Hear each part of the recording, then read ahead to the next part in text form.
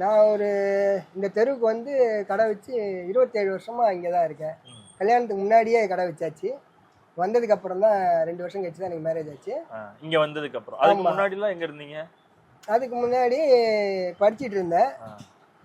மதுரையில் 6th-லேருந்து 9th வரைக்கும் அங்கே படிச்சுட்டு அப்புறம் இங்கே வந்ததுக்கப்புறம் அப்போல்லாம் என்ன படித்தாலும் மளிகை கடை தான் எங்கள் ரிலேஷனில் சொல்லுவாங்க. அதனால 10th-க்கு மேலே படிக்கணும்னு ஆசைப்படலை. வேற மளிகை கடையில் எங்கள் சொந்தக்காரங்க கடையில் வேலைக்கு போயிட்டேன். அதாவது அது சொன்னனாலேயே வேலைக்கு போயிட்டீங்களா இல்ல பரவாயில்ல நம்ம மளிகை கடையை தான் செட் ஆகுன்ற மாதிரி இதாயிடுச்சு உங்களுக்கு? இல்லை, அப்போ அந்த நேரத்தில் யாரும் சொல்லலை இது படித்தா நீங்கள் அடுத்து வேலைக்கு போகலான்ற அளவுக்கு எனக்கு யாரும் சொல்லலை. ஸோ நம்ம என்ன படித்தாலும் நம்ம மளிகை கடை தான்றதுனால நம்ம மளிகை கடை தொழில். மளிகை கடை நீங்கள் வீட்டிலேயே வச்சிருப்பீங்களா இல்லை ஃபேமிலியாக எல்லாருமே வச்சிருக்க தொழில்? இல்லை, ரிலேஷன்ஸ் எல்லாருமே எங்கள் தாத்தா அப்போ நான் இருக்கும்போது எங்கள் தாத்தாங்கெல்லாம் பெரிய கடை திருவொற்றியூரில் 2 பேர் ஹோல்சேல் கடை வச்சுருந்தாங்க. அவங்க கடையில் நான் கொஞ்சம் அந்த வியாபாரத்துக்காக எப்படி இருந்தாலும் நம்ம மளிகை கடை தானே வைக்க போகிறோம் அப்படின்றதுக்காக வியாபாரத்தை கற்றுக்கிட்டேன் நான் அங்கே.